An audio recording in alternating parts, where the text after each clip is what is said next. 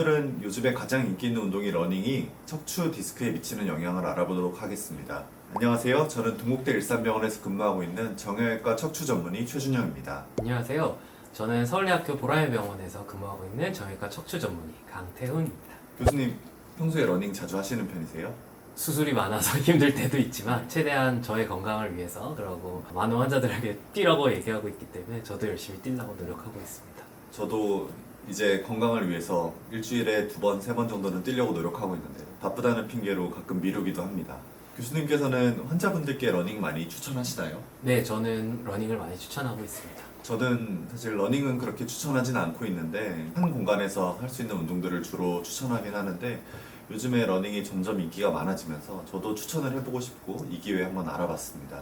디스크라는 게 정확히 뭔가요? 척추뼈와 뼈 사이를 연결해주는 쉽게 말해서 연골 같은 구조물입니다. 처음에 태어나고 척추뼈가 성장하면서는 수분도 충분하고 높이도 충분히 있어야 되는데 나이가 들면서 디스크가 망가지거나 하면서 높이가 낮아진다든지 안에 있던 수액이 튀어나오든지 하는 여러 가지 상황들이 생기는데 이런 걸 우리가 다 합쳐서 디스크라고 얘기하고 있습니다. 척추 디스크 환자는 급성 디스크 환자도 있을 수 있고 만성 디스크 환자도 있을 수 있는데 두 개의 차이점이 뭔가요? 디스크의 막이 터지고 난 뒤 디스크가 실제로 돌출되어서 통증을 유발하고 있는 상황을 급성 디스크라고 생각하시면 될 것 같고 디스크가 변성이 된 상태에서 오랫동안 유지되어 있는 것을 만성적인 디스크라고 할 수 있을 것 같아요. 기간은 정해진 건 없지만 주 이내에 생긴 통증을 급성기 디스크라고 얘기를 많이 하고 있고 만성적인 디스크는 그거보다 더 오래된 아급성을 넘어서 더 오래된 디스크를 이야기하고 있습니다.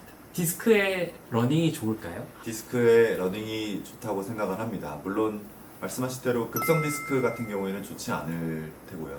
디스크가 터져 나와 있는 상황에서 러닝으로 인해서 그런 축성 압박이 증가해서 디스크가 더 튀어나올 가능성이 있기 때문에 추천드리진 않습니다만 만성 디스크 환자들은 러닝을 통해서 체중 감량 또 디스크의 건강을 챙길 수 있기 때문에 저는 러닝을 추천하는 편입니다. 디스크의 러닝 자체가 얼마나 좋아질지에 대해서는 의견이 많이 있었습니다. 예전에는 뛰는 압박력 때문에 디스크가 손상이 된다든지 오히려 더 안 좋아지는 것이 아니냐라는 의견도 많이 있었고요. 디스크는 다른 어떤 조직에 비해서 대사 속도가 느리기 때문에 자극을 받아서 그것이 다시 탄탄해지고 이러기에는 어렵다라는 의견이 많이 있었습니다. 하지만 2017년도에 재미있는 연구가 있었는데요.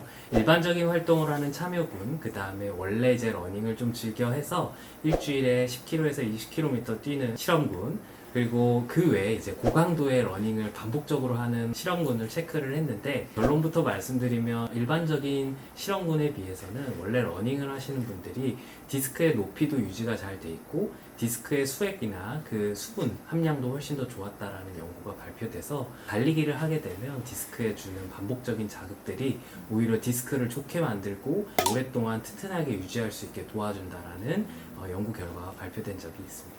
그러면 디스크 환자들에게 추천하는 특정 강도의 러닝, 어떤 방식으로 러닝을 하면 좋을까요? 터진 지 얼마 안 돼서 지금 통증이 있고 하지에 방사통이 있는 상태에서는 달리기를 하는 것은 사실 좋지 않습니다. 마치 이가 흔들릴 때 오히려 턱을 운동을 한다든지 딱딱한 걸 씹으면 오히려 더 자극되는 것처럼 좋지는 않을 수 있습니다.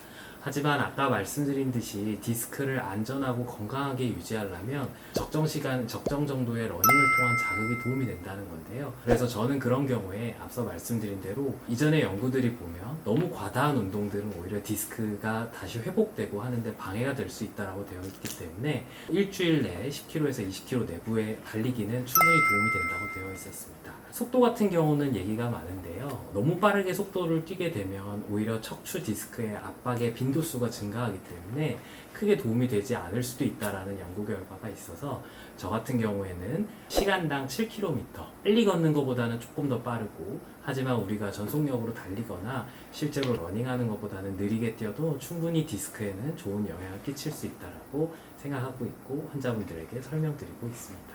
교수님 혹시 수술한 환자들도 달리기를 해도 되는지에 대해서 궁금합니다. 이에 대해서 명확히 나와 있는 연구 결과는 없지만 제 생각으로는 이제 디스크 환자 수술을 하고 나게 되면은 디스크가 튀어나온 구멍이 있습니다.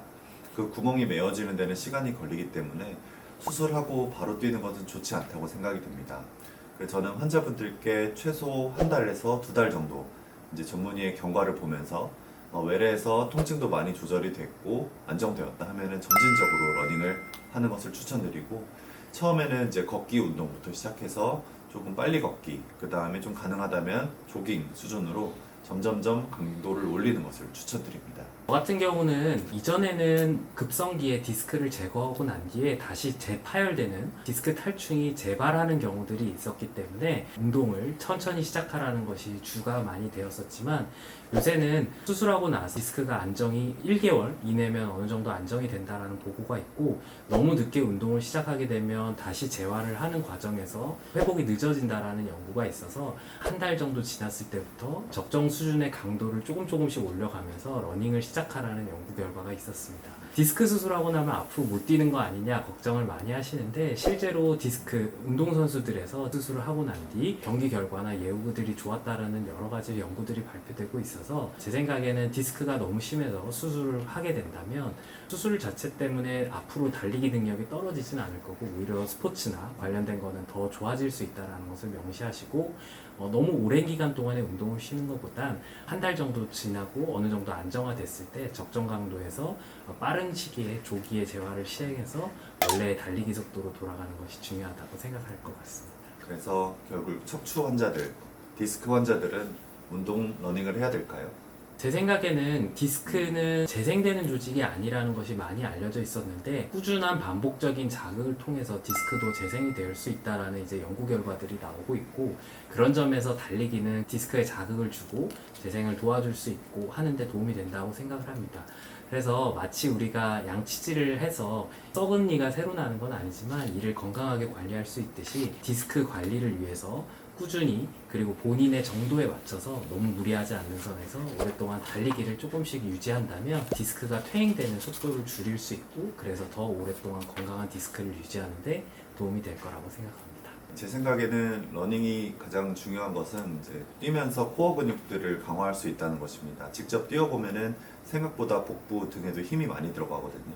그런데 근육이 강화되면은 디스크의 건강을 좀 더 오래 유지할 수 있도록 만들어줄 것 같습니다. 하지만 만약에 같은 디스크 환자라도 뛰어봤는데 통증이 악화되거나 이제 허리 통증, 방사통이 악화되거나 하면은 그때는 즉시 러닝을 멈추고 전문의의 진료를 받는 것이 중요하겠습니다. 오늘은 디스크와 러닝과의 관계를 알아보았는데요. 결론부터 말씀드리면 러닝 자체가 디스크를 퇴행을 막아주고 도움이 된다라는 연구들이 많이 있으니까 나는 디스크 있으니까 못 뛰고 앞으로는 뛸 수 없어 라는 생각보다는 내 앞으로 디스크 건강을 위해서 뛰는 거에 좋겠다라고 생각하고 조금씩 도전하다 보면 분명히 좋은 결과가 있을 거라고 생각합니다. 다음번에는 대표적인 척추 질환 중에 하나인 협착증에 대해서 말씀드리겠습니다.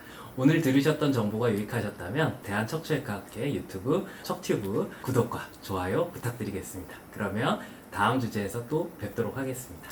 감사합니다. 감사합니다.